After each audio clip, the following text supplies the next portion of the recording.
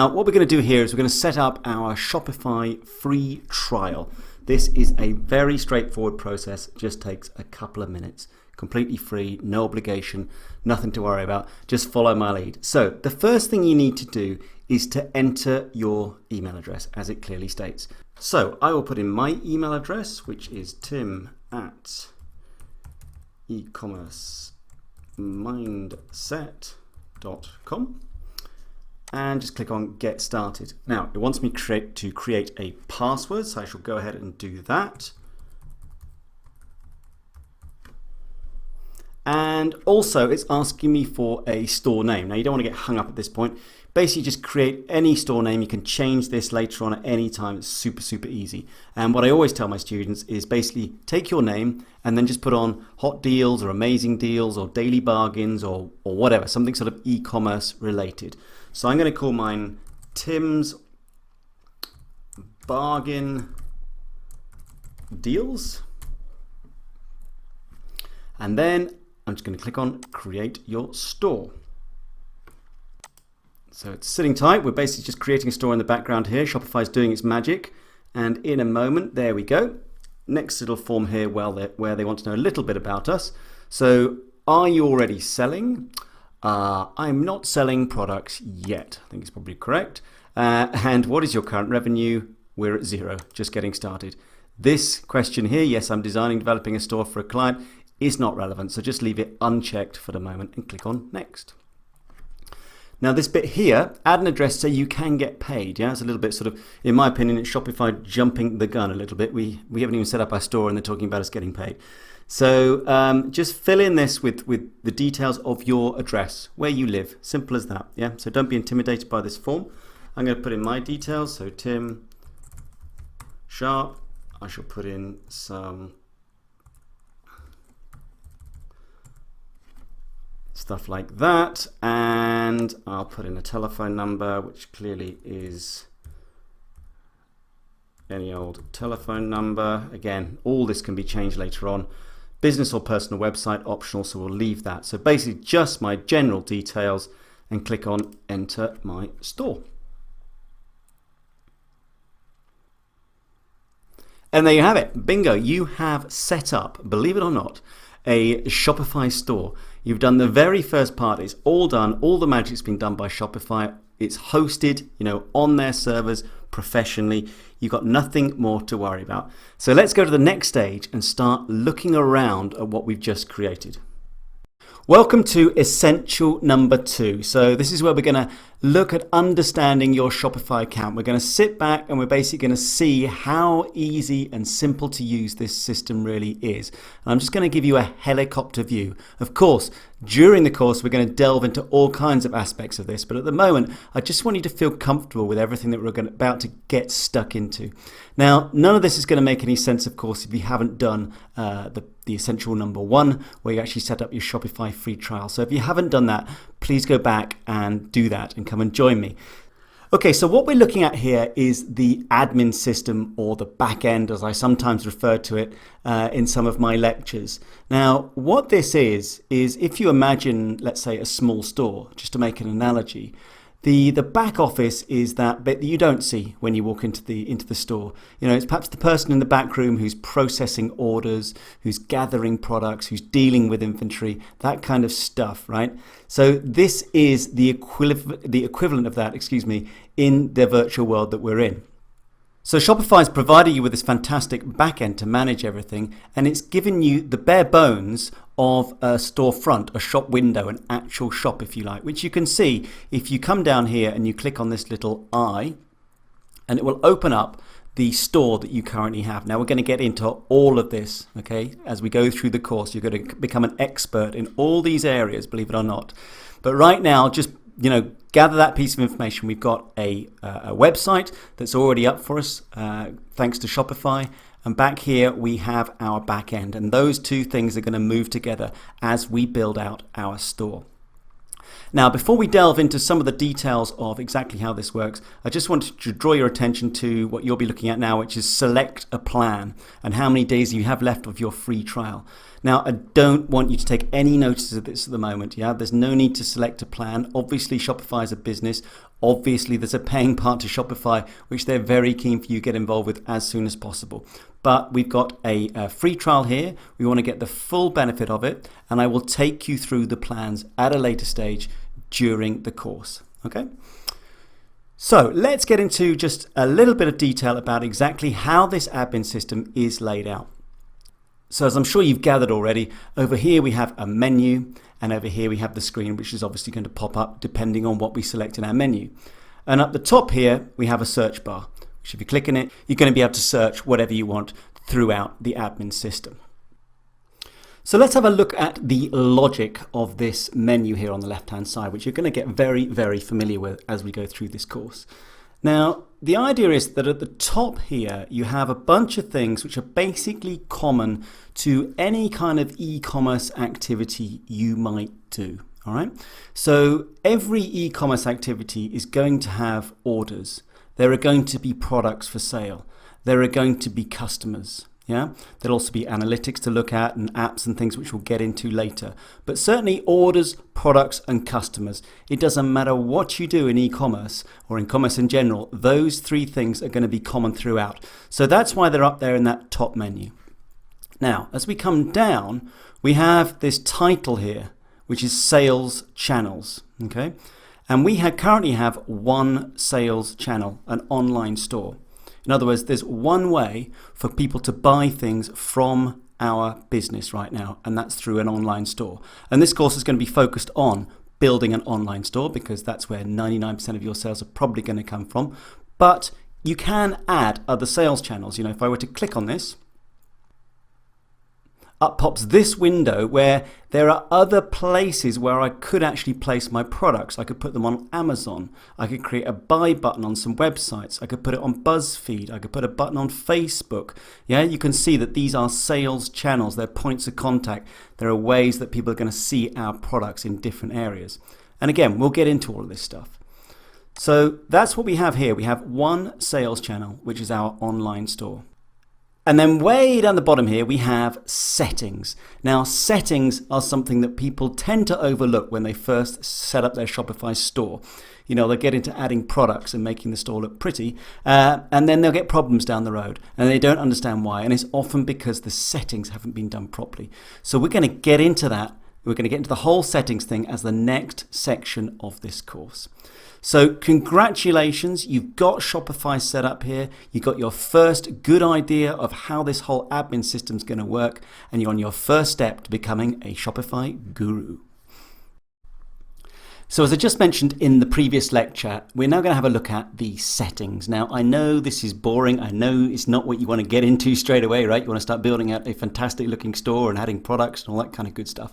But the settings are overlooked so often, and then later on, as I said before, down the road, people wonder why, for example, they can't figure out the shipping rates or their payment providers or whatever it might be. And it's all in the settings. So let's get into it. Let's get into the general settings to start with. So I've just clicked on settings there. I'm on the settings page, and let's click on general. Now, these are just setting up your, really are your general settings, right? You've got your store name. Now, notice this is editable. You can change this. As I said before, when you were setting up your Shopify free trial, you can change the name of this at any stage if you want. So I could change this into Tim's, superb deals or whatever, should I fancy it. This is your account email and your customer email. Now, this is how your customers are going to see you. This is where your notification emails are going to come from. So when somebody buys something from your Shopify store, for example, the email that they're going to see it coming from is going to be this email. Now you've got your store address. Now you remember when I set this thing up, I just chucked in, basically any old thing. I don't live at this address here at all, as you can probably tell from my accent. But when you do get to the point of setting up a business, or if you're setting up a business for somebody else, then you're going to need to add this in here at this stage, the actual address of the store. Now, you might be thinking, well, in a virtual world, it doesn't really have an address. We're talking about your business address, where the invoices are raised is actually your business address. So let's, for example, say that you are living in Singapore and you have a business based in Singapore and you're selling all over the world, you would put the name of your legal business in Singapore in this particular part of the form. And then if we come down here, lastly, we have standards and formats. Now, this is more just for reporting, for your point of view, okay? The time zone. Basically just make sure it's the time zone that you are in.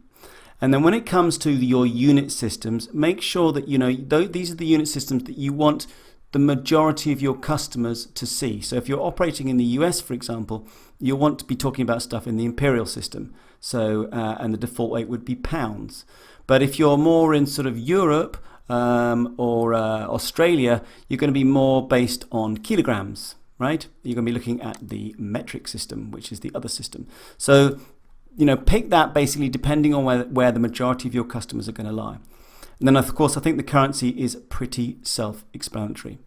Now, this part here, this last part here, you don't have to worry about. So let's go back to the main settings. And in the next lecture, we'll talk about shipping. Okay, let's have a look at the shipping settings. So click on shipping. Now I'm going to tell you straight off the bat here that this can become, depending on how your business is set up, of course, quite a complex and involved process to how you organize your shipping and your shipping rates, okay, throughout the world, or maybe you're just shipping locally or whatever it might be, right? Every business is so different. It's impossible for me to come up with some sort of generic presentation for every type of business. But, this course is about teaching you about Shopify and what it can do, all right? So that's really what I want to focus on here. So the first thing is we have a shipping origin, okay? So the store, where that store's actually shipping from, this would be the address. Now, that could be different, of course, from your actual registered business address. If you take that example of the company in Singapore that I was talking about just now, that person could be shipping, say, from China or from India and then selling all over the world. Right? So that would be the shipping from. That's where when the customer receives the product, they're going to see this shipping from address. So you would edit this address if it was different. If we scroll down, we get into a pretty hefty subject here of zones and rates. Okay, but if you just imagine, I'm sure you can sort of see that the world can be quite easily divided up into shipping zones. Should you want it to be that way, you might have, in this case, as I've already got here set up, Canada, Mexico, and the US is one zone, and then we got the rest of the world. And the reason we do that is because we might want to have different rates for sending our products to those countries. Yeah, it might be more expensive to send it to the United States, and it might be less expensive to send it to the rest of the world. Or we could set up something just specific for one country. In fact, let me just show you how that would work. Let's say if we wanted to add in a shipping zone, another one, we would click on Add Shipping Zone here. And let's say we wanted to ship to the United Kingdom. So we call it, our name would be the United Kingdom. And then we're going to add some countries. Now, in this case, it would just be one country, the UK, but you can see how you would build that up. If our shipping zone was, Europe, we'd be adding in a lot more countries. Excuse me. Click on Add. Now, as I was saying to you before, with these different zones, you can set up different types of rates to ship to those zones. And there are two different ways of doing this, okay? There's price-based and there's weight-based. There's also calculated rates, as you can see at the bottom there. But primarily, we're talking about price-based and weight-based. So if I click on price-based, what we're talking about here is based on the price of the product, we will apply a certain shipping rate. Okay, we can do this for a whole range of prices. So we might say something like, okay, from $0 to $10, the price for shipping is going to be $2. And from $10 to $100, it's going to be $30. And from $100 to $1,000, we'll have $50 or whatever it is. You can see how you can sort of build something like that out. And you can also see, as you see here, there's the option to have a free shipping rate, where you can actually basically just say, okay, there is no shipping, or you absorb it ultimately in the cost at the end of the day. But you can see, I hope, how you can set up, in this case, a price-based rate for the UK. Now, similarly with weight-based rates, we can do similar stuff, yeah. Based on the weight of an item, if we're shipping something fairly heavy, then we would be setting up appropriate shipping rates to reflect that. So if we're shipping something that weighs a kilo, excuse me, I just talk in the metric system for the moment, we might want to charge $5. If we're shipping something from 1 kilo to 10 kilos, we might want to charge something extra. All those things are going to be worked out, in the business as to how much you're actually going to be charging, and it's all going to be entered here, because then the whole system later on down the road is going to take care of it as people order off your site or off the person's site. It's all going to be worked out by the Shopify system. So this is what I'm saying about settings. You need to focus on this in the beginning with your business so that you can set all this kind of stuff up properly. Now, the last one here, calculated rates. This is from shipping and carriers and stuff. I'm not going to get into that. I think that's probably enough to absorb for the moment. So let's just click on save and then return to shipping. And we can see now that we've got 3 shipping zones, as you would expect. We've got domestic, Canada, Mexico, United States. It's saying domestic for me because the address I put in was in Atlanta. That's where it thinks I'm based. So that's what it considers to be domestic. We got rest of the world, we got United Kingdom. Now, yeah, I hope you get a feeling, all right? I hope that wasn't too much too early, but I hope you get a feeling for how you can divide the world up from the point of view of your business into shipping zones, and then make sure that you're charging appropriately your shipping costs depending on where you're going to be sending stuff. Right, just to finish off very quickly, we are able to also to have labels formatted for us. We can get into packaging and even additional shipping methods. I'm not going to get into this because I really don't think it's necessary, certainly at this stage of the course. So well done. That gives you, I hope, a very nice helicopter view of how the shipping works. Let's go back to settings and let's have a look at files, which I promise you is going to be an awful lot easier. Okay, so let's have a look at the next setting, which is files. Now, if you're thinking, my God, this course is very boring, I promise you that things will get more exciting as we go along, but we just need to, I just want to make you aware of this dull stuff just to get going. So please bear with me. This is kind of very essential. It's very important. So anyway, here we are on files. This is easy. It's basically just an area where you are going to store all of your images and all of your videos and any other documents you might upload or have during the course of your store. You're going to find it all here if you're looking for it in the future. And of course you can upload stuff. So let me just upload something quickly, show you how that would look. So there we go, I just picked a random image off my computer and yeah, there we go, there's an image and all your other files are going to appear here in a very nice ordered fashion. So that's that. Let's head back to settings. The next one we're going to get into is payments. Okay, so payments are, again, another pretty hefty subject, but obviously there's not much point in having a store if you can't actually get paid, right? So you need to add in some sort of payment provider, somebody who's going to take care of those credit card payments in particular, which is where most of your payments are going to be processed through. So you can see from the very beginning here, we got accept credit cards, and then it starts to talk about Shopify payments. Now, you're going to learn a lot about this because Shopify payments is, imaginatively enough, surprisingly enough, the payment system provided by Shopify. Yeah, that's the name they come up with, Shopify payments. So anyway, at least it says exactly what it does on the tin. Now, if you can get Shopify payments, then that's great because it's easy to set up, and in fact, it's pretty much the lowest fees you will get out of any provider. But the problem is that you need to really be based in the US for that to happen. It's not a globally available solution.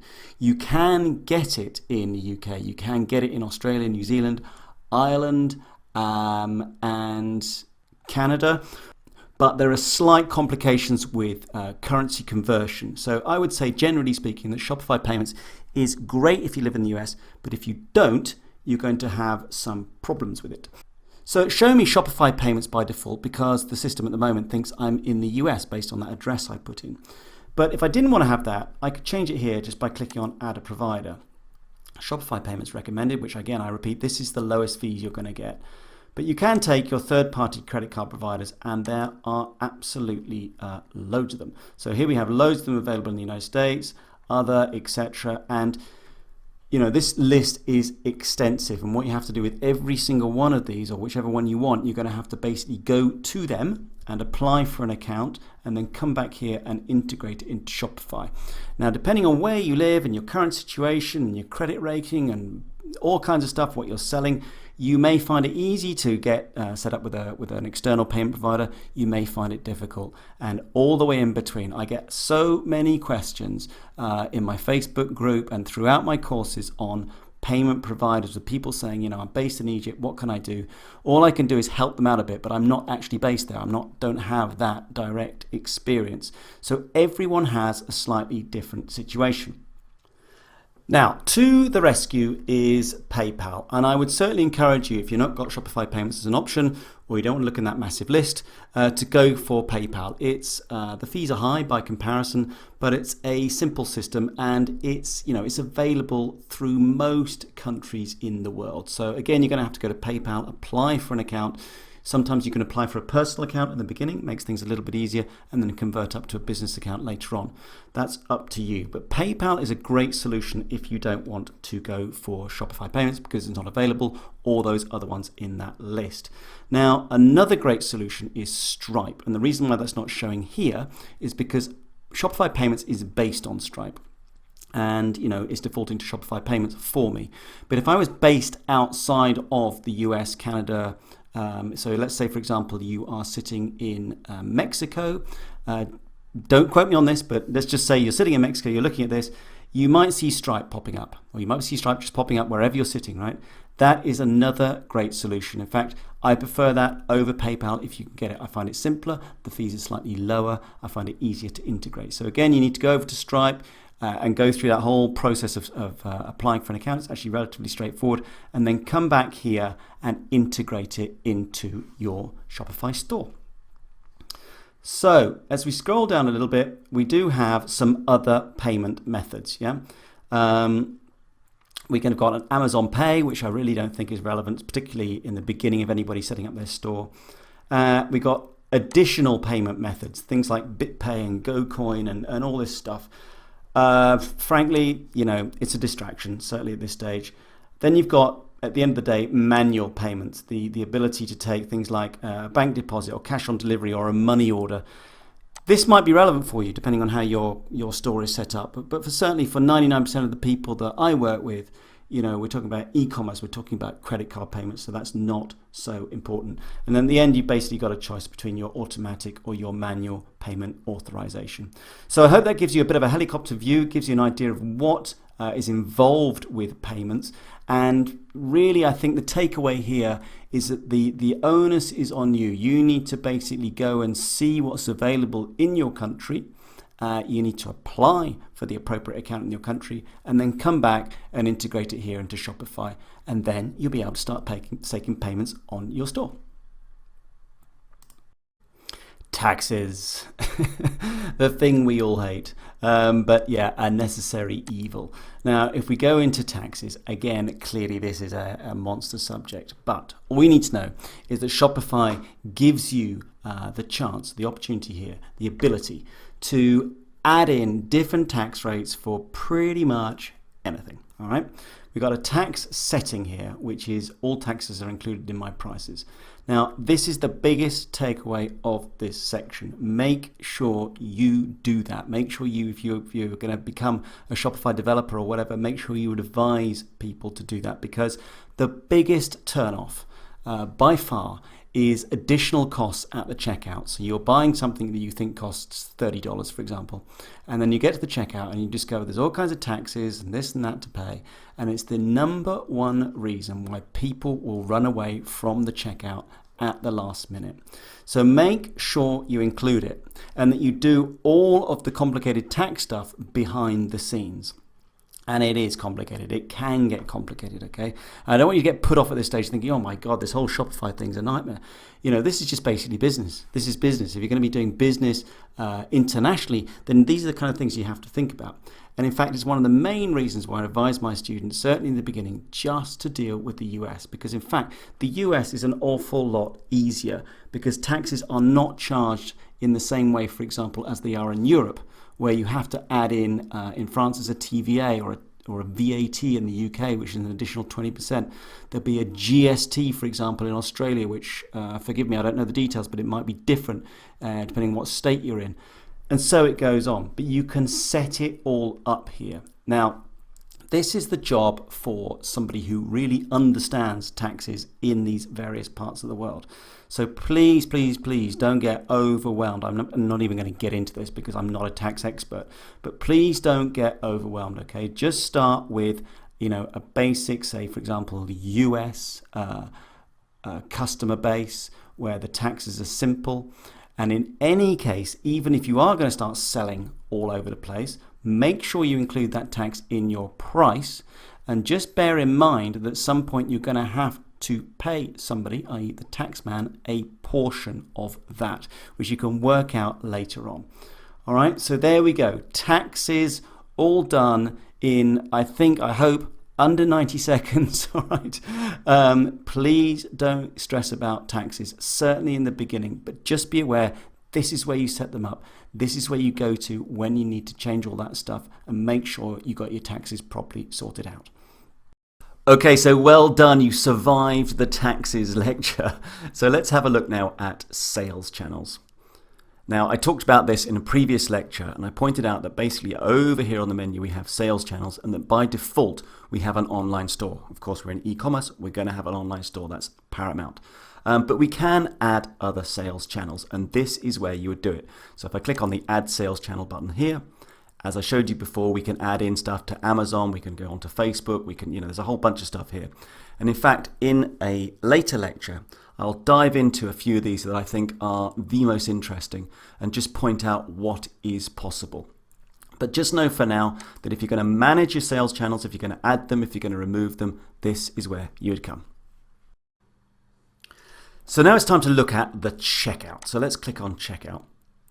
Now, the checkout as an overall concept is super, super important, and I believe it's something that certainly newbie e-commerce people tend to overlook a bit. There's a lot of focus on the products and the look and feel of the site, etc. And the checkout is kind of a little bit neglected. It's just kind of accepted.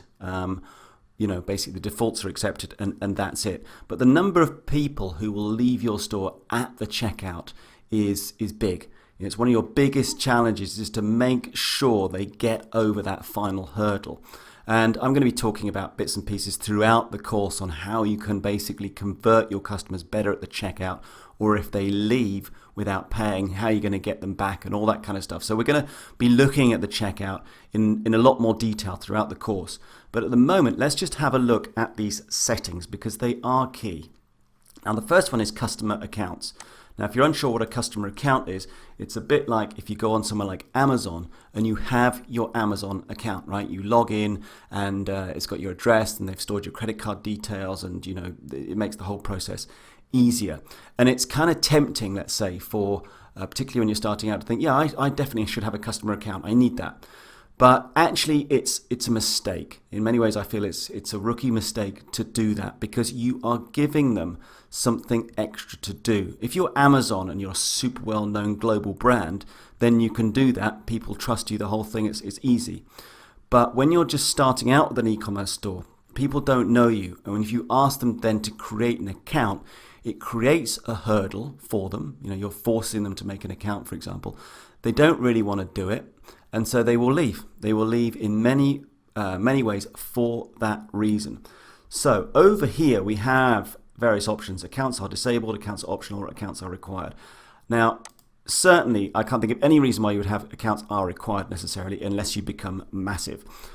In the beginning, just make sure that accounts are disabled. There's no real reason. Okay. Later on, you might want to go for optional, but certainly disable, which is the default. Make sure that that's checked on.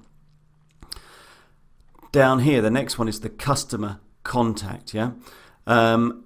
Again, take the default here. Customers can only check out using email. It just makes it so much easier. And in fact, you don't need their phone number, which is this other one up here. Email is super important. Again, I'm going to be talking about how to use their emails as we go through the course, but grabbing their email is what you want. You need to communicate them anyway when you get the order, but you can do cool stuff with their email later on down the road.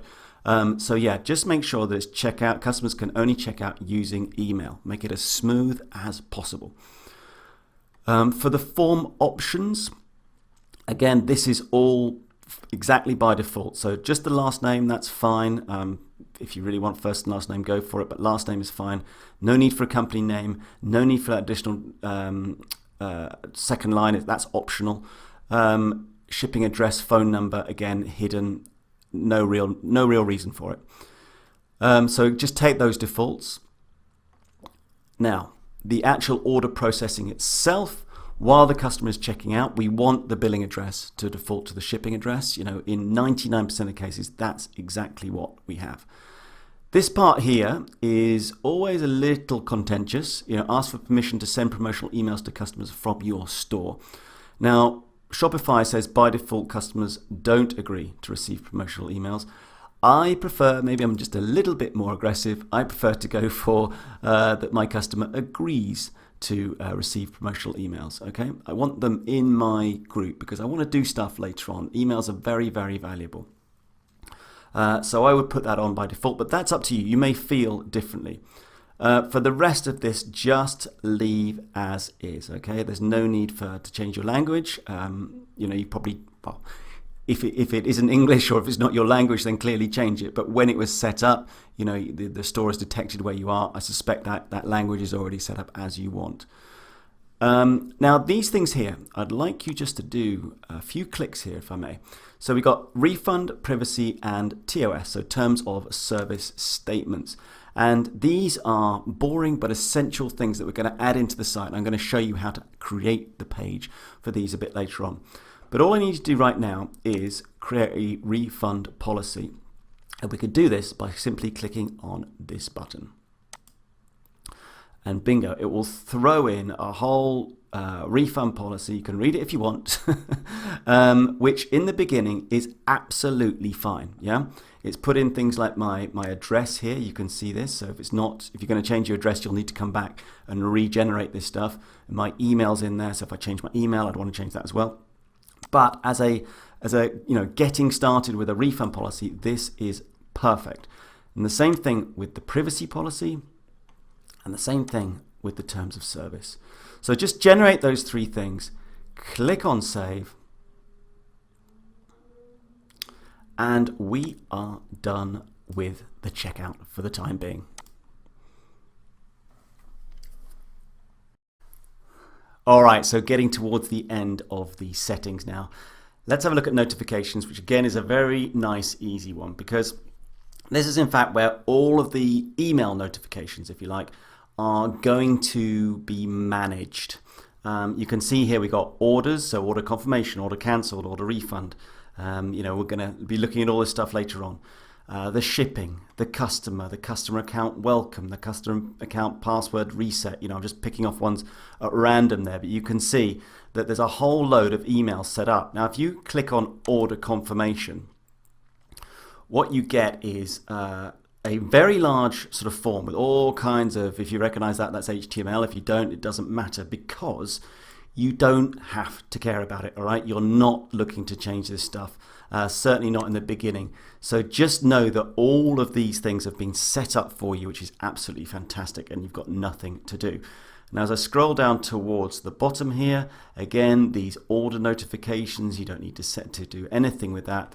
And finally, webhooks, I'm not even going to get into that. It's really not applicable at this stage. So nice, easy stuff, okay? So notifications, don't touch anything would be my advice at this stage.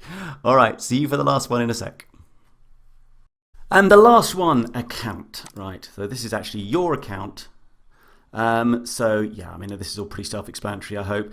Just basically about your account, when you join your current plan, that will change. When you actually get a proper plan, your credit card information, who the owner is. You can add staff accounts, so in other words, other people who can manage your account. And of course your invoices, all that kind of stuff is here. And should you ever want to pause your store or close your store, this is where you would do it.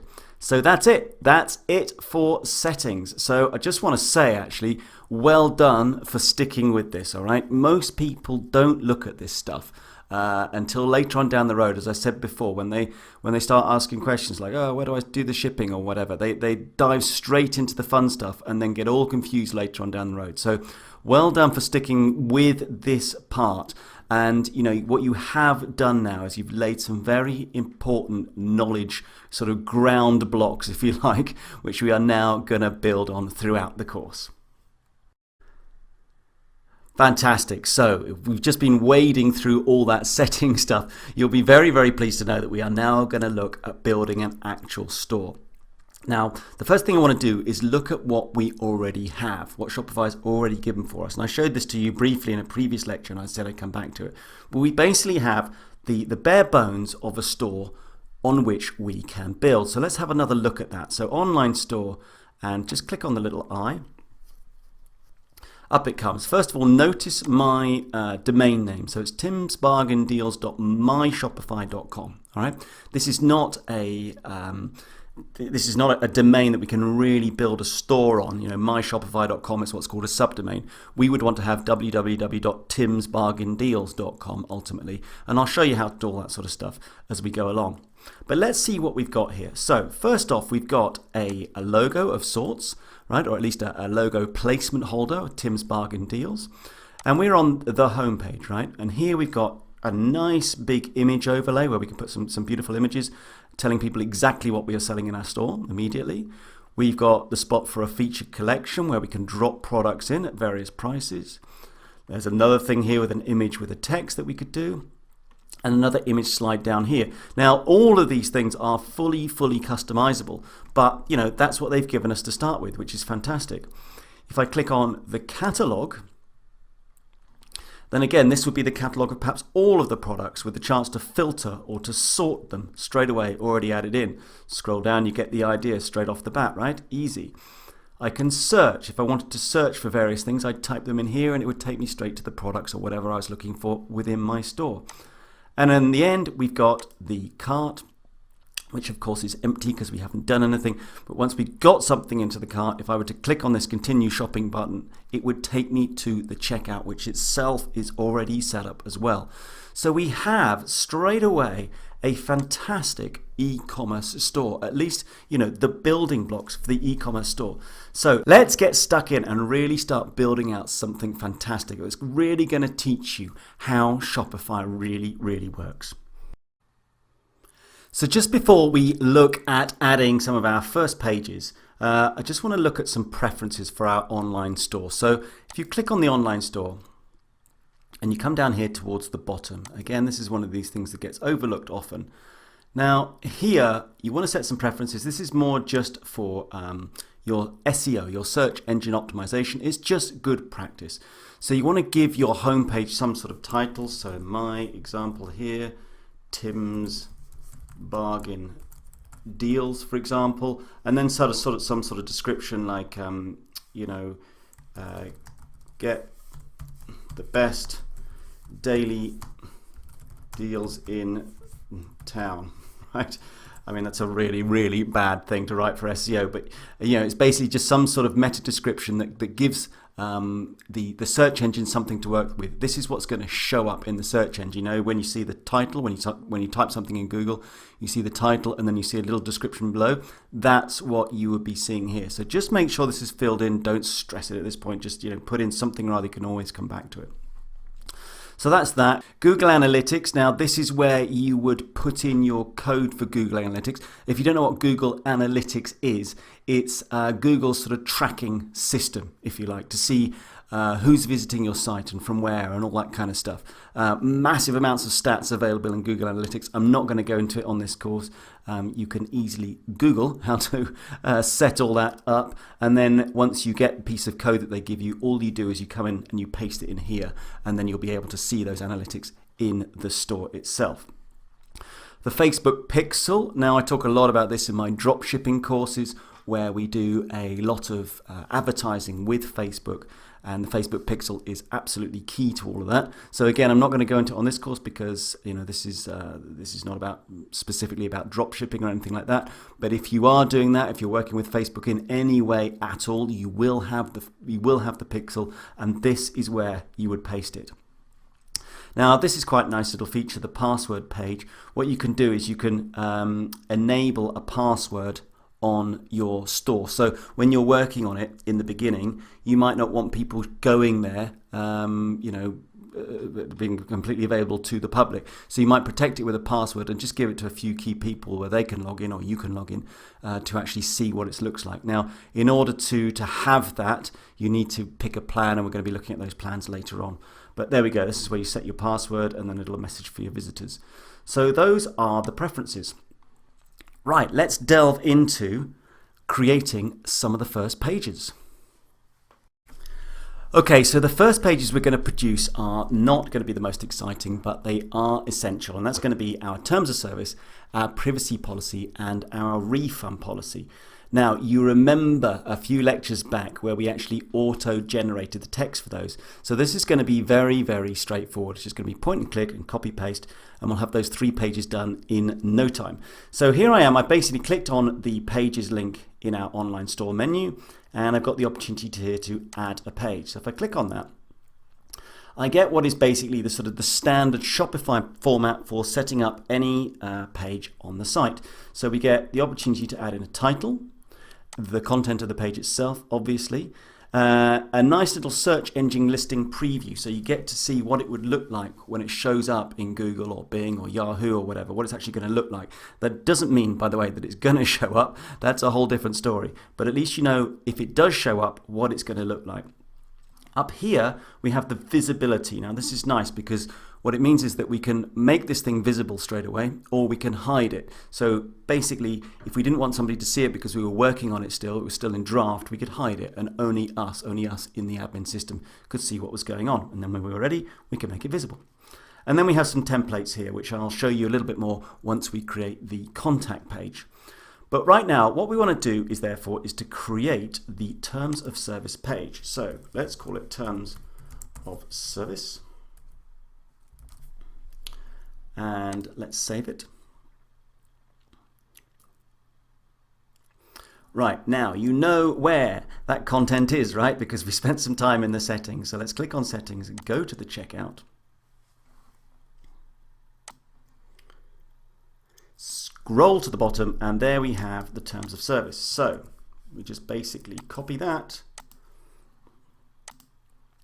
and then let's go back to the online store, back to our pages. Now here's our terms of service page that we created, so we can click on that, and then we can paste in all of that good stuff from the terms of service. Let me just scroll to the top. Okay. So there it all is, all done. If I scroll down a little bit here as well, you'll see how it's auto-populated this part, the search engine listing preview, showing you exactly what it's going to look like. So all we've got to do then is click on Save. And there we have it. That's our terms of service. If we want to see how it looks on the site, then we can click on this view thing up here. And here we go. Looks pretty good, right? Not bad at all laid out. As I say, if you want to read it, go for it.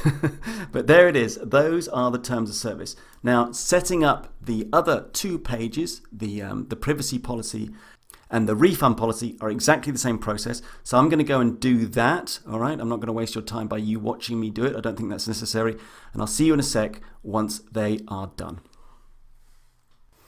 All right, guys, I hope you successfully created that refund policy and the privacy policy, and that you're looking at a page like this. So you've now got 3 pages for your site. So now let's look at adding an About Us page. So adding an About Us page is super easy to add. All we need to do here is click on Add Page. And then, create a title called About Us. That's really not very difficult. Now, the bit where you have to think about a little bit more, obviously, is the content, and that's going to depend very much on the sort of company that you are. If you're a big company and you're using Shopify for that, then you've probably already got some sort of about us. You can just literally copy paste into this section and you're done. If you're just starting out, the advice I always give to people is to be honest about where you are with your whole project, with your whole business. A lot of people try to make themselves look bigger than they are. You know, might even post some sort of picture of a corporate headquarter type building or something.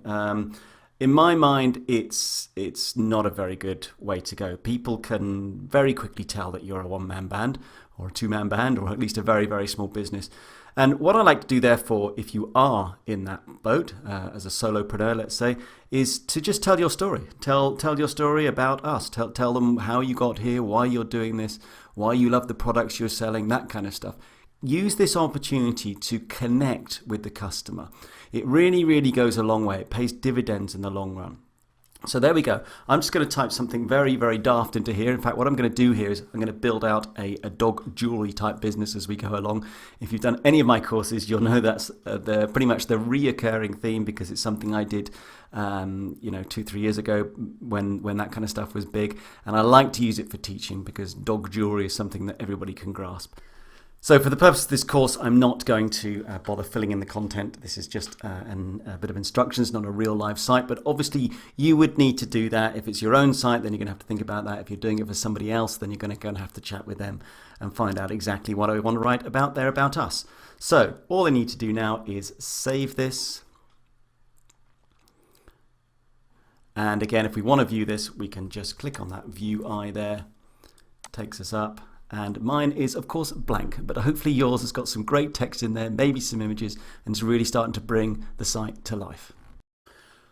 Okay, the last sort of major page, if you like, is the Contact Us page. Obviously, you need to be able to be contacted. And there are many, many ways to set this up. You may be a bigger company and therefore you've got all kinds of telephone numbers and all kinds of email addresses. Or you may be a very, very small company just starting out, in which case you've probably just got one email address and probably no phone number whatsoever. And in fact, I generally advise people when you're starting out, just keep it really simple. So I'm going to show you that here. So we go to Add Page here. And this is going to be called the Contact Us page, obviously. And in this content here, I'm just going to type a very quick phrase that says something like, please use the form below to contact us. Okay?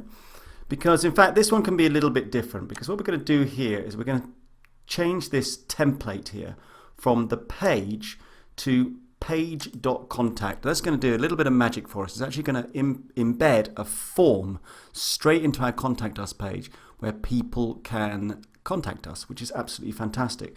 So if I click Save on this now, and then view the page,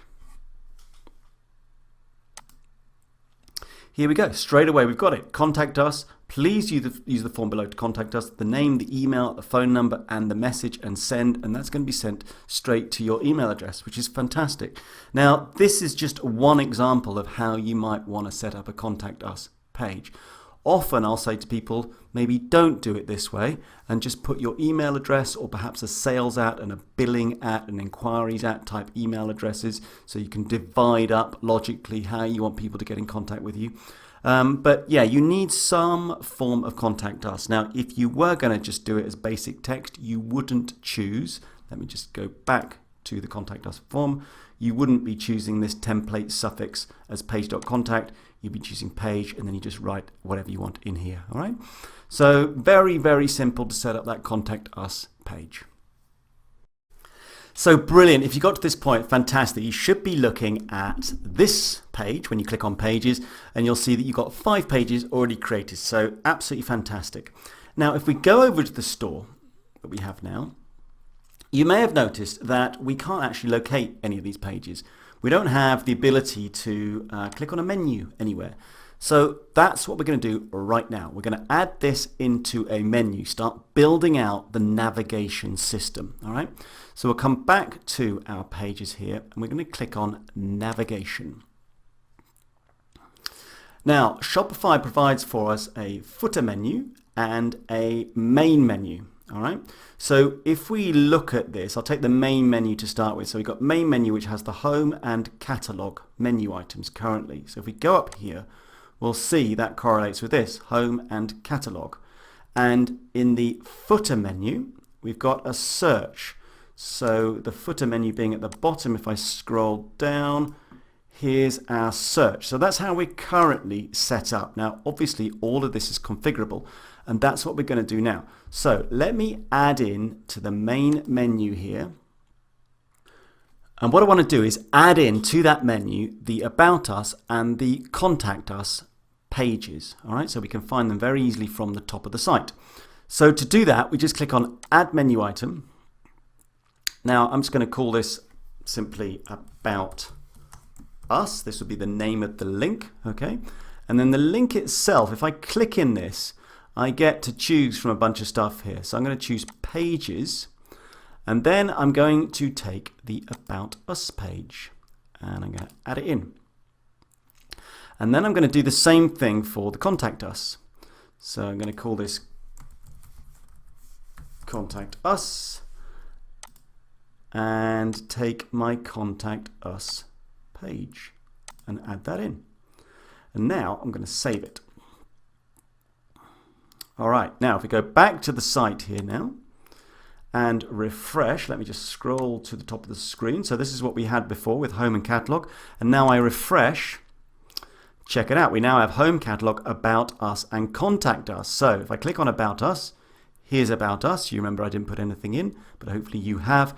And Contact Us, we did the form. So now we've associated both of those pages. Let's go back and do the same thing now for our 3 pages, our privacy policy, our terms of service, and our refund policy. Now, I don't really want those at the top of the site, so I'm going to put those down towards the bottom. They're not quite as important. I don't want people to see that continuously. So let's go back to navigation. Let's go to the footer menu. I'm going to go through exactly the same process here. So I've got my privacy policy. I want to take the privacy policy page, add that in. Then I want to add in the terms of service. And I will take my terms of service page. And lastly, I'm going to have my refund policy. You know, just to be clear here, this name could be anything. It could say, click here to see our refund policy or whatever. You know, whatever you choose here. I'm just using refund policy just to keep it simple. So now we take the link, we take pages, we take the refund policy, we add it in, and we save the menu. And once we've done that, we'll go back to the site. We'll go to the home page and scroll down the bottom. And as you might expect, here are those pages. So if I click on, for example, the terms of service, up pops our terms of service. So brilliant. So we're starting now to build out a navigation system. Now, clearly you could design this however you want, right? This is a completely flexible system. And of course, you're not just limited to a main menu and a footer menu. So at this stage, I would say, you know, have a think about how you would want your site to look, or for you, again, if you're designing for somebody else, how they might want their site to look, because you have full flexibility here. If we just go back to the menus themselves, to the navigation, you can see that we can, you know, add a menu very simply if we wanted to, just by clicking on Add Menu and create a completely new menu. Yeah. Another thing we can do is, you know, I've left the search things in here, and I've left the home and catalog up here in the main menu. Those were the defaults. You might want to take those out. And we also have the ability to create nested menus, which I'll also come back to as we build out this site. But the point right now, as I've been saying, is you have full flexibility to build out a very, very cool navigation system very, very easily. So it's entirely up to you how you want to design it, and then Shopify is going to give you the tools to make that happen. So a fantastic way to become an authority in something, or increase your customer retention, and of course get lots of organic SEO, is to create a blog. Now, I'm sure everybody knows what a blog is, so I'm not going to get into that description. And Shopify, enables us to create a blog very, very easily. So it's definitely worth spending just a few minutes having a look at how that would work, just so that you're aware. So here I am. I've basically clicked on a blog post in our menu down here, and I'm prompted to create basically my first blog post. So let's click on this button. Now let's imagine we've got a blog going for product reviews that we bring out. Okay. So I might have a title, and sorry, my examples are not great, but say new product review, okay? Content I'm going to put in here, blah blah. All right, excuse me for not producing something brilliant there, but I hope you get the point of this whole lecture. So what we want to do now is create a new blog. I'm the author, but we need to create a new blog. So let's call this blog title product reviews. All right, so what we've done is we're going to create a new blog, product reviews, and this is going to be our first blog post in it called new product review. I'm going to make it visible. I could upload an image, which is always nice with the blog, and I could add in some tags. Yeah, if you're not familiar with tags, if you've not done blogging, then tags are kind of like keywords to associate with your blog to enable it to be found later on, etc. So that's basically, very quickly, I've created a blog post. Now let's click on save.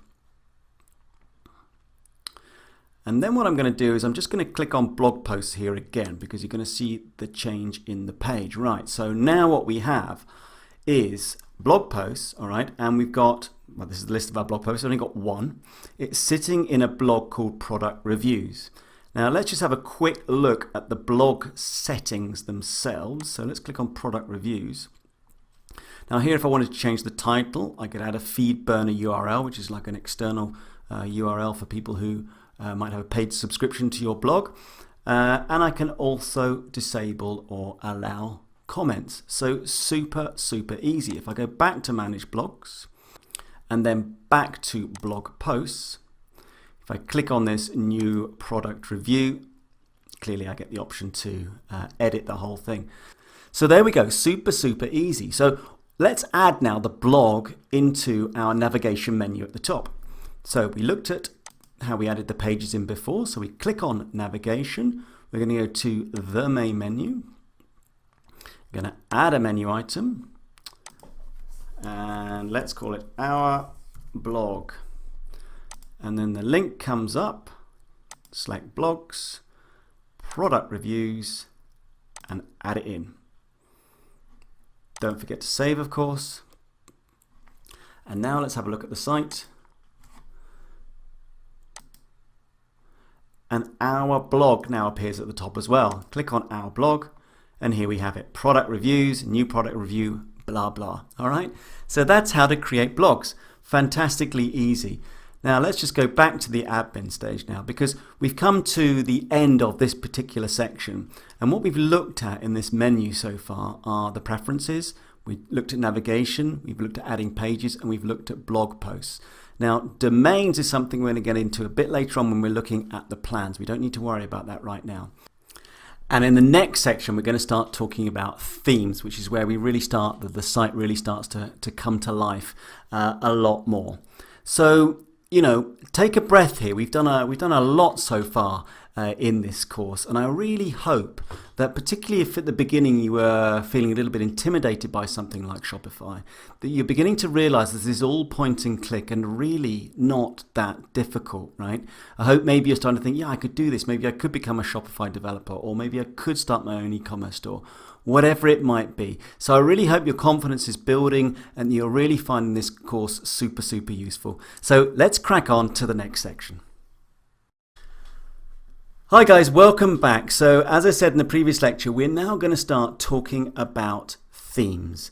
And the first question we want to answer is, what is a theme, if you're not familiar with the concept? So I like to think of the theme as the window display, all right, on your store, the design of the window display, if you like. Okay, so it's kind of like the first thing you look at, the first impression you get of the store. Then you go into the store, that's kind of like the website with all the products laid out and what have you. And then you've got the back end, which is this back end stuff that we're looking at now, the back office. So yeah, this is the theme is what I like to think of as the window display. I hope that helps you sort of conceptualize it as well. It just helps you sort of clarify how this is going to work. So when we get Shopify straight out of the box like this, we get a theme called the debut theme. All right, you can see it here, the debut theme, and you'll see that that correlates exactly with what we are seeing here, right? And every theme is customizable. Obviously, we're not going to have a store with image with text overlay written on it. So what we're able to do is click on this customize button, and you will see that everything will change. So here we go on the left-hand side, there's a whole new menu here, and this is a preview pane. Now what we can do here is we can make adjustments on this side. So just as a very quick example, let's take that image with text overlay. If I clicked on that and scroll down, I could change the heading to something like new heading, right? Just as a silly example. But you see how as I type, this thing is changing straight away over here on the right hand side. And that's the same all the way down with various things that we can do with the theme. Now, I'm not going to save what I've just done because the debut theme itself is a very, very simple theme, and it's not really something that we would use to build out an e-commerce store. It's a great start, but it's not really something that we would use. So in the next lecture, we're going to look at all kinds of different themes and how we might apply them to our store to start making it look really, really cool. So let's have a look and see what other themes are available, because this is really quite a big subject. So if I'm on the themes page here, if I scroll down, we have basically free themes and we have the Shopify theme store. All right, so we get some completely free ones that we can get to play around with, and then the Shopify theme store, there are free ones in there as well, but there's also a lot of paying ones because people develop themes and then put them on the Shopify theme store where we can buy them. Now, a theme should represent the theme of your store, right? That's the whole point. That's where the name comes from. So if you were selling, outdoor clothing, for example, you might want a particular theme. If you were selling candles, you might want another theme. If you were selling dog collars, you might want another theme. So it's a good idea just to sort of spend time browsing through themes and deciding which one best represents your store. But let's have a look at some anyway and see exactly how you would work, how they would work, and how you would apply them to your store. So let's go on to explore free themes just for the moment. Now we get a handful of free themes here, excuse me. We've got minimal, simple, pop, and all these things, right? And you can see that each one is really quite different. You know, that's why I like to refer to it as the kind of the window display. That's my analogy. This one here looks like it's probably more set up for clothing, for example. This one over here looks a bit more clothing as well. This one perhaps a more sort of a wine. I don't know. You can see there's various different looks and feels to this whole thing. So let's say I wanted to implement, I take anything, right? Let's take the simple theme. So I select it, it tells me a little bit about it, its features, and then it's got two styles, light and beauty. If I click on beauty, it looks a little bit different. Light looks like that. So let's say I like the look of that, and I'm going to click on install theme.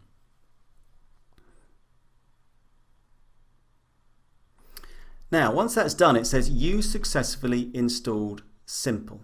All right, and if I scroll down here, I've now got this extra bit, theme name simple, and I got some actions. So if I want to make that happen on my site, then I need to basically click on publish and publish again. And now you see this screen refreshes. And if we take a look at the store, you'll see that that's completely changed as well. Yeah, we've got all the same stuff in here. We've still got our About Us and Contact Us and blogs, but the menu system has changed. This font has changed. The search bar's now up here. The cart's over here. The checkout's up there. If we scroll down, we've still got our privacy policy and what have you. So, you know, that's how that theme presents itself. Let's go back. Let's have a look at another theme. So let's go back to free themes. And now let's take this Brooklyn theme. Yeah, we've got classic and we've got playful, really quite different. Let's go with playful, why not? So we install the Brooklyn theme.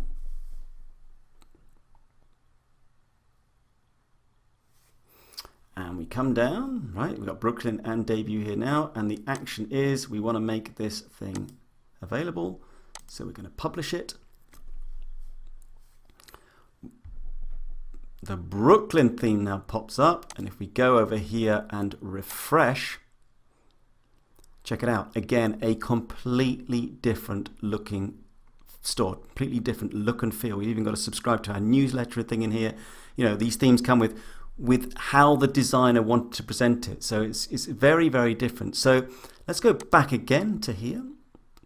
But this time, let's go and explore the Shopify theme store. So let's visit the theme store.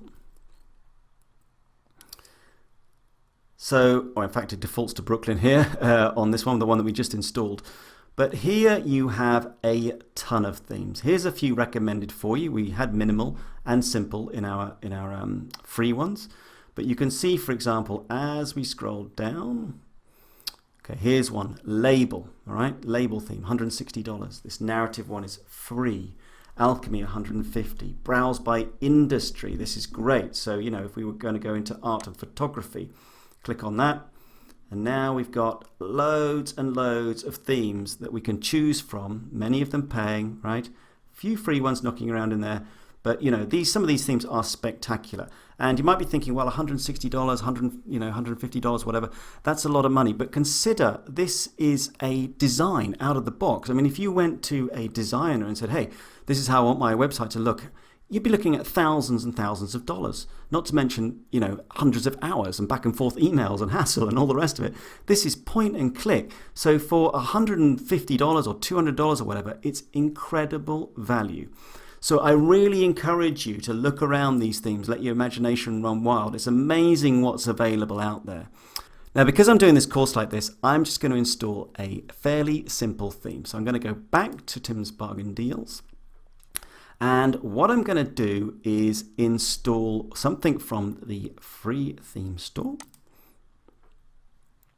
And I'm going to take this Bliss one here, right? Sorry, it's called Pop. Bliss written up the top there. So I'm going to take Pop. And do I want toy or do I want bone? I'll go for bone. I like the look of bone. So I'm going to install Pop. And normal thing. Let's make it active. Publish it. Publish.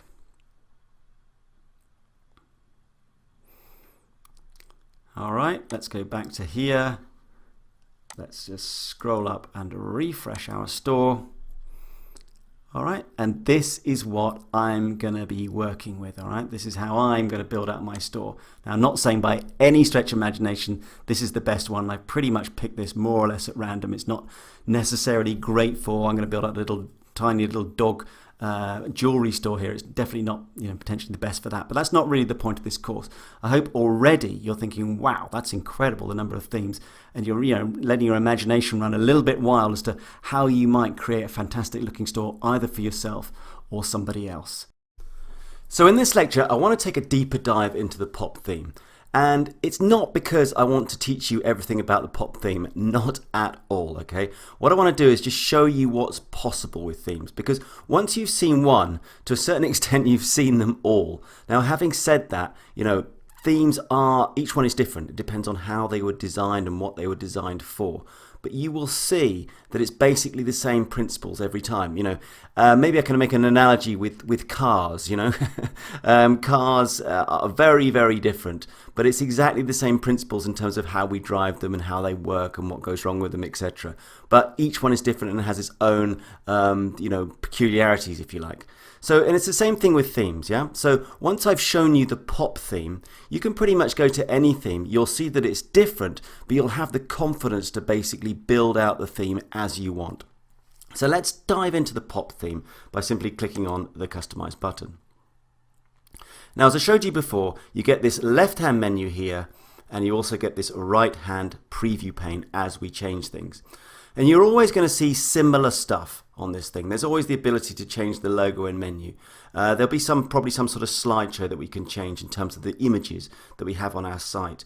There'll be somewhere where you can talk about your brand, add a featured collection, stuff like this. And if there isn't, there'll always be an easy way to add it in. Now, one example of something that is available here with the Pop theme that you may or may not see with other themes is this announcement bar, right? This announcement bar that pops up at the top here, announce something here, it says. isn't always available with all themes. I might want to write something in here like free shopping on, free shipping on all orders over $50 or something. I could write anything, right? Closing down sale, coming soon, whatever it might be. Now, just because you don't see that in your theme doesn't mean you can't add stuff in later on with apps. I haven't talked about apps, but apps can do other stuff. They can enhance various things that you can do with your store. So don't necessarily freak out just because the theme you've chosen hasn't got an announcement bar. You might not even want it. I could just simply take off show announcement, right? And bang, it's gone. So I don't have to have it. It's all highly customizable. Now, I can add sections as well. So if we come down here, add section, and here, look, all these sections I can add, which is typical of any theme. I could add blogs, I could add collections, I can play around with images, products, I could put a newsletter promotion on there, a map, yeah? I mean, pretty much anything you can think of can be added and played around with a theme. Now let's go over now to the general settings, okay? So in this particular theme, we've got sections and we've got general settings, which is also very, very common. So in this, I can change the colors of things, right? Currently the background is white. I might want to change it to red. Personally, I think a white background is definitely the way to go. It stands out very, very nicely, but you can play around with this if you want to here. The typography, however you pronounce it, but the fonts that I want to use, I might want to change that. Favicon, if you're not aware of what a favicon is, if you look up here, if you can see this, up in the top left hand corner here, you see the Shopify little logo on my tab. That's a favicon. So you can create a favicon for your store and upload it at this point by simply coming in here and selecting your image. We can play around with things on the cart page and the checkout. So there's an absolute ton of stuff that you can do just pointing and clicking. Now, just to make you aware, this more actions thing here, if I come into this isn't always the same. As I say, there's these underlying principles for every theme, but it's not always the same. But I do just want to show you something, and I don't want you to freak out, okay? But if I come into here to edit code, I'll just leave. I don't want to keep the changes. Now this stuff here, okay, let me just click on this. Just for example, I just want to show you something, okay? Don't freak. So basically, there's a language underlying this whole theme. It's called Liquid. Okay, it's a particular Shopify language, but it's based on other languages as well. It's actually based on a language called Ruby. But anyway, you don't need to know any of that. But all I'm showing you, the only reason why I'm showing you this is because on your way to becoming a Shopify expert, somebody might talk about Liquid, right? And Liquid is just the underlying language that drives the theme, right? It's designed for theme design. So if you're going to go and create your own theme, for example, you would write it in Liquid. Anyway, I repeat myself, you don't need to know this, but I wanted you to know about it, all right? You don't need to know this programming language to be a Shopify expert, all right? And, in many ways, that begs the question, what is a Shopify expert? Well, for me, a Shopify expert is somebody who can produce a fantastic looking site to the customer's requirements or to your own requirements. And to do that, you do not need to program, all right? You do not need to program. You can use themes and you can use apps and you can produce something incredible. Now, if you wanted to become a Shopify developer, somebody who's actually developing stuff for Shopify, then sure, you're going to have to get into the whole code. But this becoming a Shopify expert course is far more about creating an incredible looking store with very little technical knowledge, but using design skills, understanding the customer requirements and producing something that ultimately at the end of the day is going to convert leads into sales, because at the end of the day, that's exactly what we're doing. Okay, so if I just come back out of this and go back to the theme, then I hope that's if you like a brief dive into the whole pop theme. Now, what I'd really encourage you to do at this point is to just go and get several themes. Yeah, use free themes for the moment. Don't commit to anything. You're not ready for that. But take themes, go through 3-4 of them, yeah, and just install them in the way that I've shown you. It's super easy. And then go through the menus. Go through the menus, see what you can do. You can always undo stuff. You can always, not accept the changes, whatever it is. You're not going to commit to anything.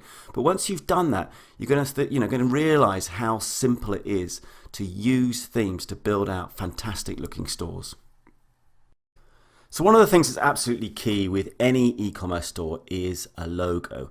And I really want to emphasize that because I do a lot of site reviews, and it's very common, way more common than you might think, that people don't bother with a logo. They just leave it as is. Well, you can see here I've got Tim's bargain deals wrapping around badly. Okay, it's a particularly poor example, but people just leave the text as is. And in terms of branding, that's a really, really bad decision. Okay, and getting a logo done and installed is not difficult at all. Okay, now if you're not aware, or if you're not, let's say, if you're not a designer, and I'm certainly not a designer, there are two particularly great ways to get a logo done, or even perhaps do it yourself. The first one is a site called Fiverr, which I'm sure you're familiar with. I think these days everybody knows Fiverr, where you can get stuff done for $5. And logo design. I mean, if I'm on Fiverr here now. It's Fiverr with 2 R's. If I type in here logo design, for example, into the search bar and hit return, you will see that logo design here. Look at this, 32, almost 33,000 results. Okay, you also notice a lot of these are popping up at higher than $5, but trust me, you will get an amazing logo designed for $5. So if you've really got, let's say, very little time, you're not a great designer, you don't have anything in mind, find somebody on here. You'll be blown away by what some people can produce for very, very little money. Now, if you feel like you want to do it yourself, this is a great tool that I've used for many things. In fact, Canva, which you may well have heard of as well, Canva. And I'm actually logged into my account here. I do a lot of stuff with this. It's completely free. There are some paying add-ons, but you can do a massive amount for free. And there's all kinds of stuff you can do here. YouTube thumbnail, YouTube channel art, etc. And logo, right? And if I click on logo, and this isn't going to be a Canva course, but you will see that basically I've got things like layouts here that I can choose. Look at these already. I've got some pretty cool looking logos without doing anything. I can, there's various elements. I can change text and background, etc. So Canva is not only is it super powerful, but it's really cool. It's good fun to play around and come up with some great ideas. And what you could do is combine the two. You could come up with a design here on Canva which you think is kind of what you want, but it's not quite. And then you could go on to Fiverr and send it to somebody and say, look, this is kind of more or less what I'm looking for. Please, polish it up, make it look super great. So, very easy to do a logo. So let me go back to Shopify here, and then once you've got that logo, for example, in the pop theme, they're all, as I said in the previous lecture, very, very similar at this point, but just click on the logo and select the image. So I'm going to go onto my desktop, grab the image for this store, okay, which is going to be called Dog Adorer, as in, people who love dogs. And I shall see you in a moment once I've installed it. Okay, so here we are. Here's my logo. I actually got this designed on Fiverr for a Fiverr. And it's got Dog Adorer, a little woman cuddling a dog.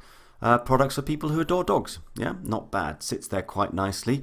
It's a great start. So I'm now going to just save this.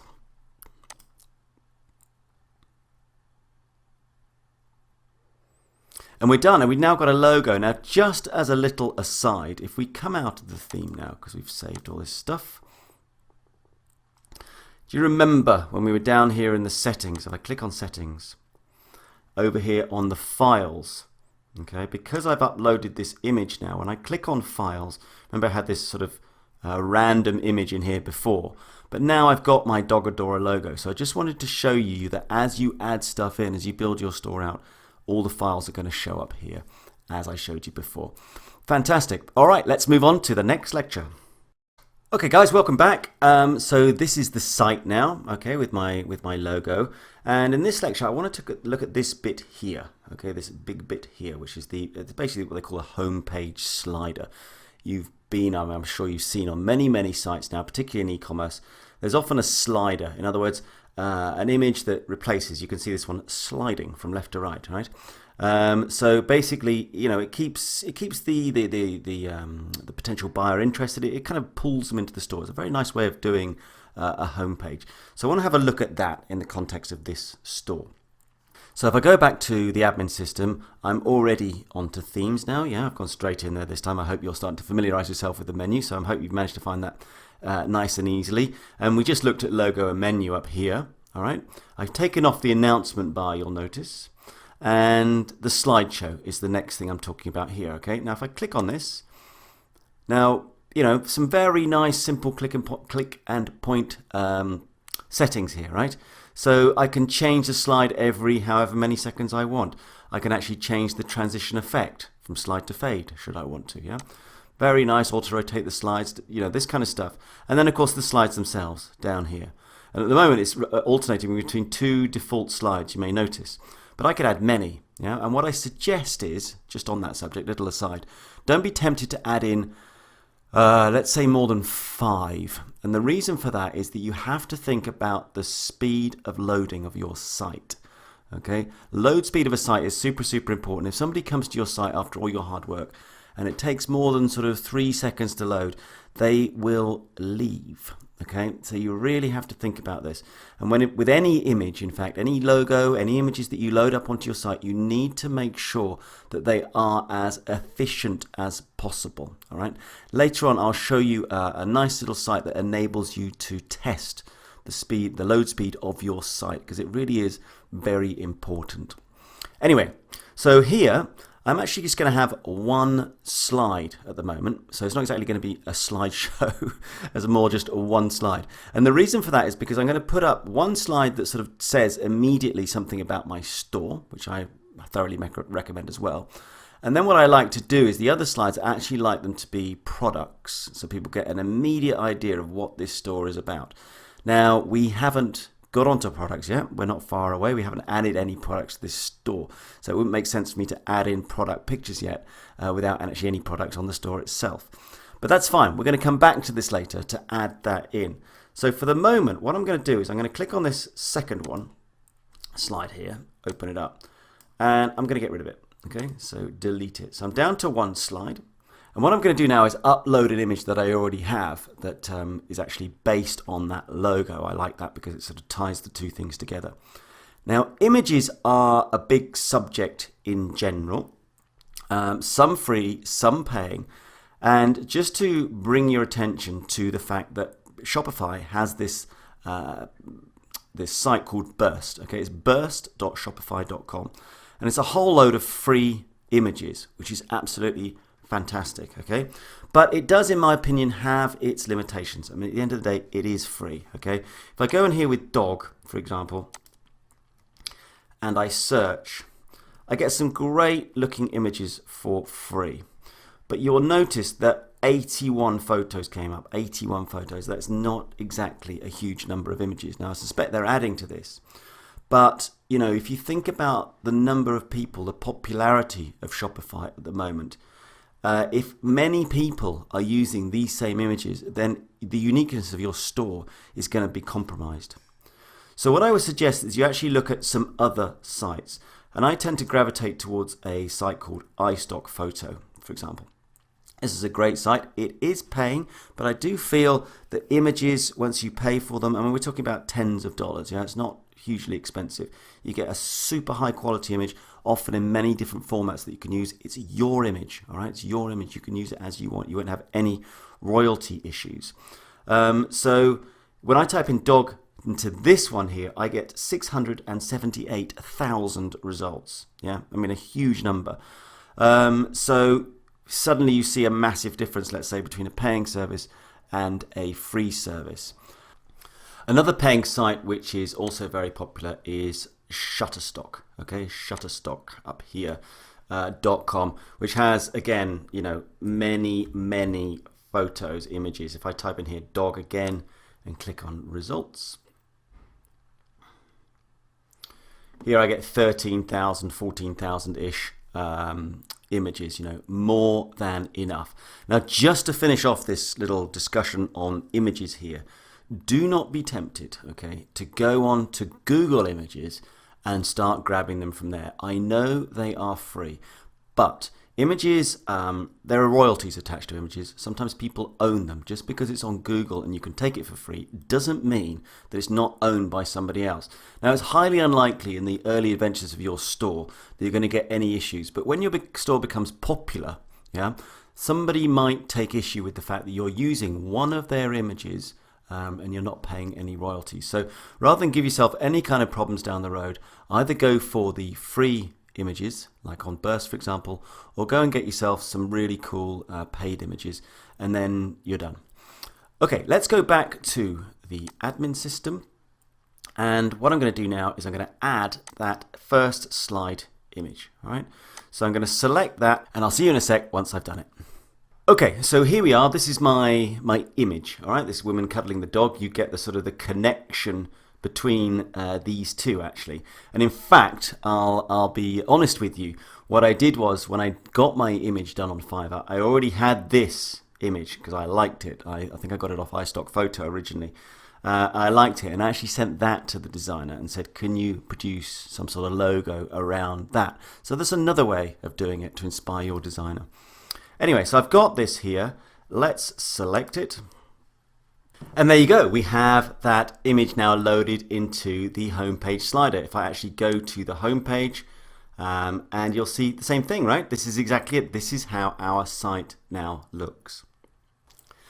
Now, I'm going to be completely honest with you at this stage. Now, I didn't trick you, but I did want to bring you down this path of this pop theme, because at the end of the day, it doesn't give me what I want, okay? And that can happen quite a lot.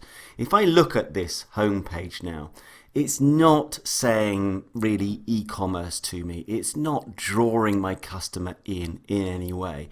You know, I would really like to have some text which I could perhaps put over this image, for example, that says what my store is. Maybe a button that can take them straight into the store.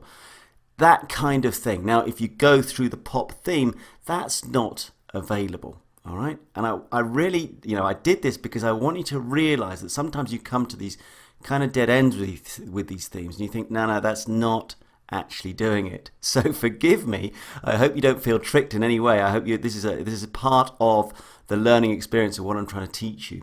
So what I'm going to do now is I'm actually going to install the theme that I actually wanted in the first place. I'll see you in a sec. Okay guys, welcome back. Now, as I said before in the previous lecture, this can happen as you build out a store. There are going to be things that don't necessarily work, right? So I went down that route with the pop theme and I got to a point and I thought, you know what, this is not happening. Okay, I mean, I did that on purpose. But, it'll happen to you as you're building out your own store or building out a store for somebody else, or somebody else might look at it and say, even if you think it's great, they might think, well, they say, no, it's not really what I want. And what I want you to realize is that A, that can happen, but B, the power of themes is that you can change this at any point. Now, there will be things to do when you switch over to a new theme to get you back to where you were, but you'll be amazed at how much it will bring with it, okay? So what I'm going to do now is I'm going to take the theme that I actually wanted, which was the Brooklyn theme, and I was having a look at that with you earlier on. Now, the reason for that is because it's a much better e-commerce theme. All right, so down here I've already got themes. Brooklyn here was installed previously. If not, then go and find it in the store as I showed you before under the free themes and install it. So for me here, all I need to do is to go and publish the Brooklyn theme, and once it's published you'll see why I prefer it. So if we go over to my site now and refresh, obviously notice that the images haven't come over, but see this An Introduction Hero banner shop now. This is a call to action, all right? When you're designing stores, it is super, super important to have a call to action, excuse me. When I talk about, when I help people with Facebook advertising, for example, a call to action is super important. You always need to tell people what to do. You'll be amazed what people miss. They don't understand things. They haven't got time for whatever reason. It needs to be very, very obvious. So this Shop Now button, bang in the middle of the home page, says everything, right? When I put this image as a background, it's immediately going to tell the customer this is about dogs. The hero banner, obviously, I'm going to change the text for that in a minute. And the shop now says, this is a shop, and you can shop right now. Click on this button. Let's go. Dive into my store. Let's start discovering stuff. All right. So let me just make a few changes here to get back to where we were, and you're going to see that this is a much better e-commerce theme. So I'm going to go back here and go to Customize.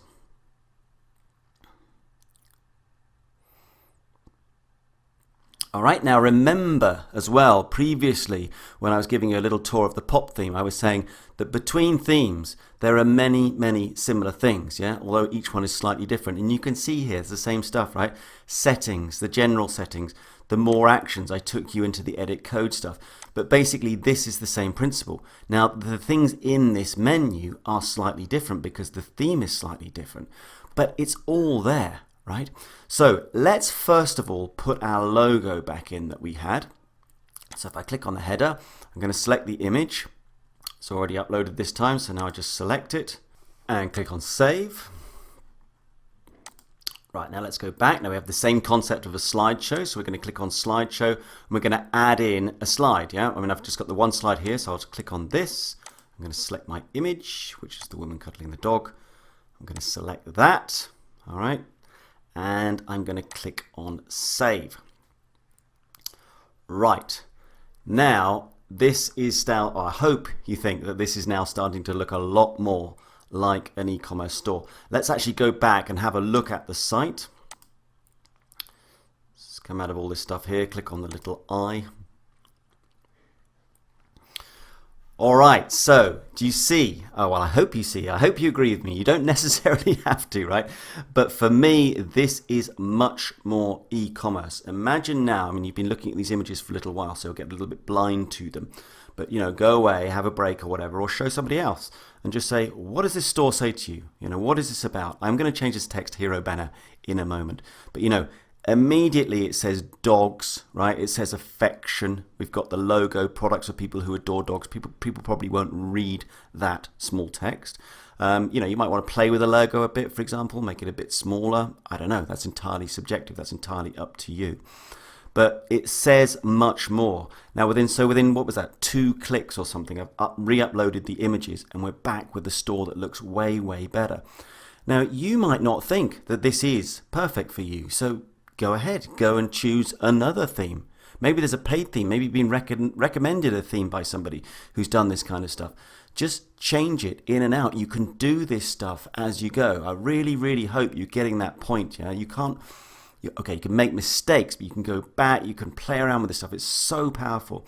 If I scroll down here now, I've got all the stuff that I want. I've got my feature collections. This time I get to subscribe to our newsletter, which is quite nice. I don't have to have it, obviously. And I've got an image with text here, and we'll do a few things with this as we build the stuff out, and all the other stuff in my menu is here. So let's scroll up to the top, and let's just finish off this text. So let's go back into my Customize.